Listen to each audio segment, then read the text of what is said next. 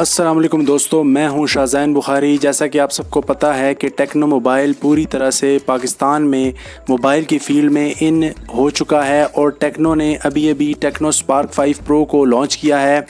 इससे पहले स्पार्क 4, 3 और स्पार्क गो भी काफ़ी मार्केट में इन रह चुके हैं।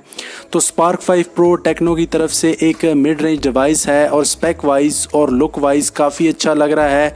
तो आज की वीडियो में इसकी स्पेक्स और इसकी ख़ास बातें और कमियां देखेंगे कि वाकई ये मोबाइल इस काबिल है या नहीं, कि इसको ख़रीदा जा सके या नहीं, और ये वर्थ इट है या नहीं। तो इससे पहले अगर आप मेरे चैनल पर नए हैं तो मेरे चैनल को सब्सक्राइब कर लें, वीडियो पूरी देखें, वीडियो को लाइक कर दें और वीडियो के ऊपर कमेंट भी कर दें और साथ ही इस वीडियो को शेयर भी कर दें और साथ में बेल आइकन को भी दबा दें ताकि आपको नेक्स्ट वीडियोज़ की नोटिफिकेशन मिल सके। तो चलिए देखते हैं इसकी स्पेक्स।